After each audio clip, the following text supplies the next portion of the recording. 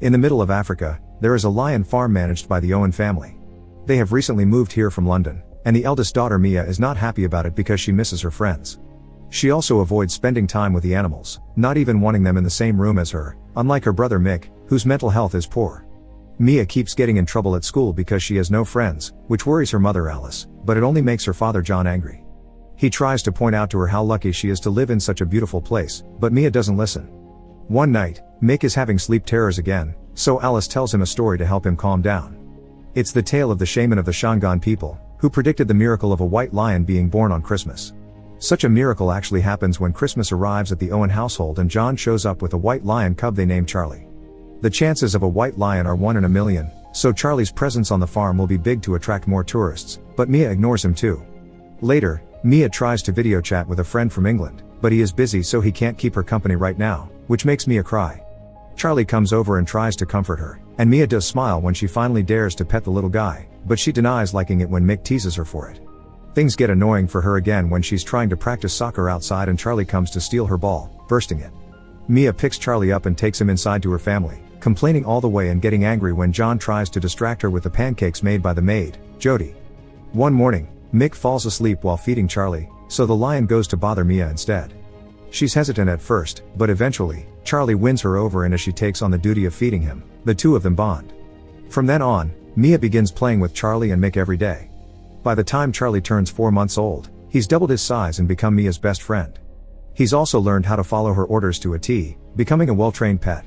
Alice can't help noticing that Mia is still sleeping with Charlie, so she reminds her soon the lion will have to stay outside, he'll be too big to be inside and, most importantly, too dangerous. One night, Mia is reading with a flashlight under the covers a book about lions. Something about the setup bothers Charlie and he starts pawing at Mia, but she isn't scared and knows it's just a test.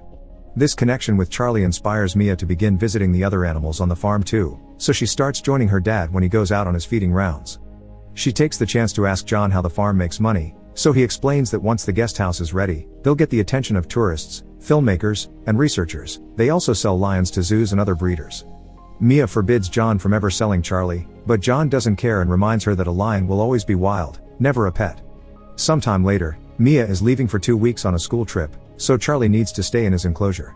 One of the farm employees picks him up to take him there, and Charlie scratches him in protest.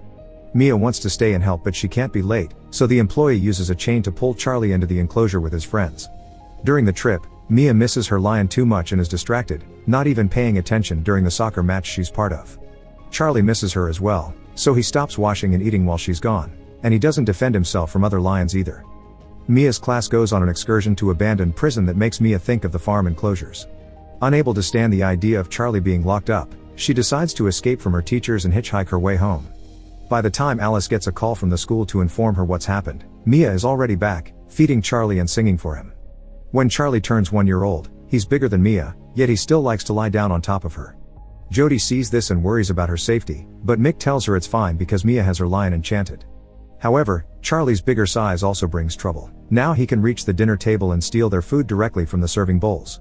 He's also eaten the TV, and likes to chase the animals Mick takes care of. John yells at Mia for the mess that is in the house and orders her to keep Charlie outside. One afternoon, Mia is watching some lion documentaries and gets a call from his friend in England, so this time, she's the one that turns him down. Suddenly, some screaming can be heard outside, and Mia runs out to discover Charlie has scratched a tourist. This is his first time surrounded by so many people and he got scared, so Mia tries to explain that, making a scene in front of everyone because her father won't listen. One of the employees takes the tourists away to walk the trail while an angry John drags Mia back inside, reminding her that the farm needs to make a profit to be able to help the lions before sending her to her room. The next day, John is visited by Dirk, who is a little too flirty and touchy with Alice.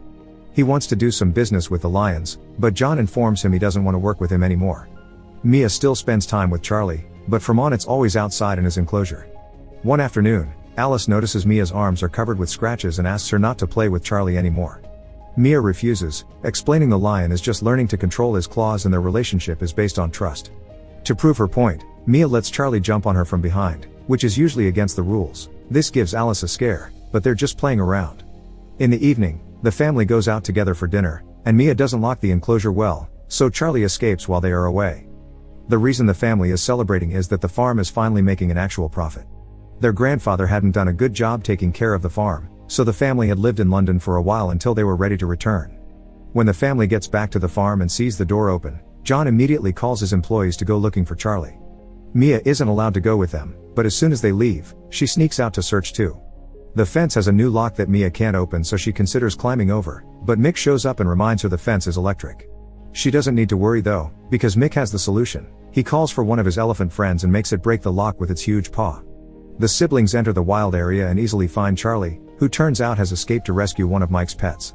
One of the employees finds them too and takes pity on the kids, allowing them to return to the house before John also finds them. Time passes and at the age of 2, Charlie is a fully grown lion. Ignoring her father's orders, Mia keeps on spending time with the lion, even playing music for him in an old car. One afternoon, she convinces Mick to join her in the enclosure, and things go well until Alice sees them. She begins yelling and asks John to come with his tranquilizer gun. This scares Charlie and makes him accidentally push Mick to the ground. The boy hits his head and a doctor has to come over to check on him. Fortunately, it isn't anything serious, but the parents have had enough, especially when Mia tells them this isn't Charlie's fault but theirs for scaring him. John wants to sell Charlie, but Alice thinks that will destroy Mia, so he agrees to keep him only as long as Mia doesn't enter the enclosure ever again. A year later, Alice and Mick are coming back from therapy, but Mick is in a worse mood than usual because they've changed his doctor. Mia wants to know more about what Mick is going through, but Alice refuses to share, so she goes to see Mick herself. To make him feel better, Mia tells him he isn't useless and reminds him of how many animals he's helped, then takes him outside to show him her secret. Sneaking into the enclosure, Mia plays with Charlie, who she's visited every day behind her father's back. Mia tells Mick that the tale is true, there's something special about white lions, and one day both Charlie and Mick will be free. To keep this memory with him, Mick records it all with his phone. That evening, the siblings get a laugh when another one of Mick's pets gives Jody a scare by appearing inside one of her pots. It's a lovely family moment that John wants to record, so he takes Mick's moment to do so and accidentally finds the video of Mia with Charlie.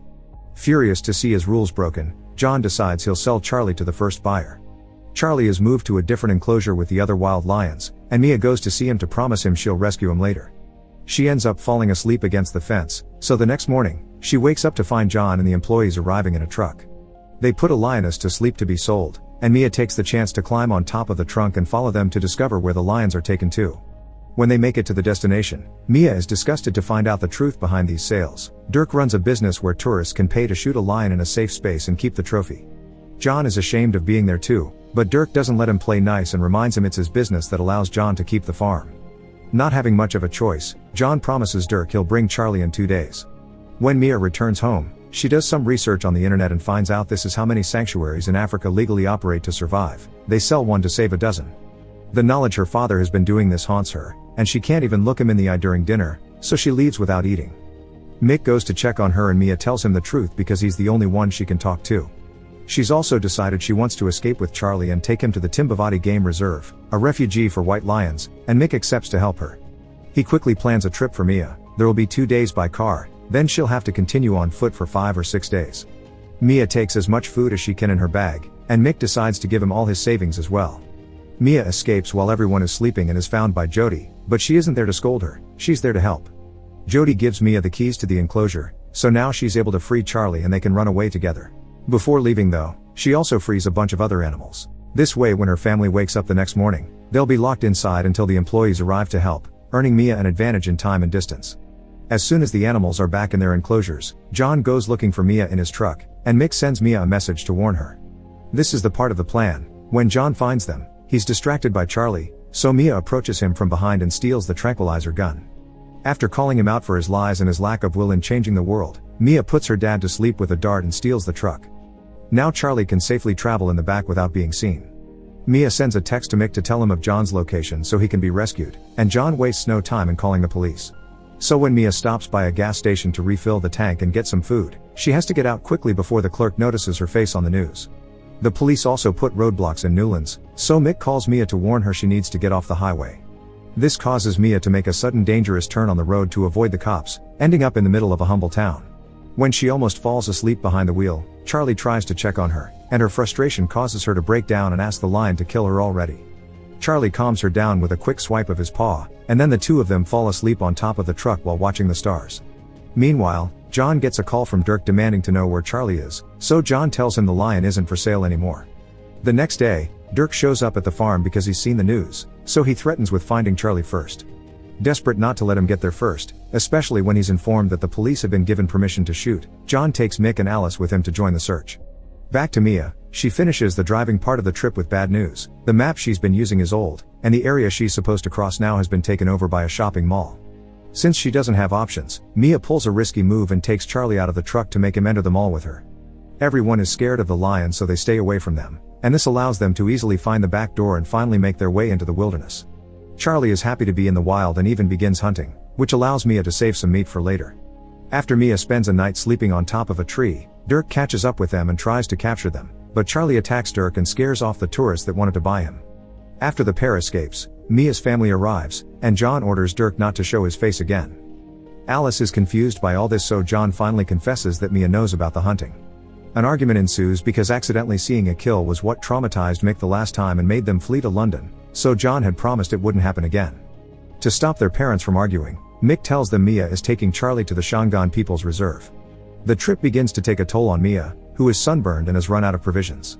When they finally make it to Timbavati, he can't move anymore, so Charlie must cross the last stretch alone. Unfortunately, her family and the cops arrive as well, and they're ready to shoot. Remembering his daughter's words, John decides he does want to change the world and puts himself between Charlie and the cops, allowing the lion to cross the bridge and enter the reserve where he legally can't be hurt. Mia reunites with her family, and months later, they visit the reserve together to watch Charlie be happy with his new babies. The number of lions in Africa has gone down to 90% in the last 100 years. They aren't considered an endangered species, but at this speed, they'll disappear from nature in 20 years. Make sure to subscribe and turn on notifications so you can watch more videos like this. Thanks for watching.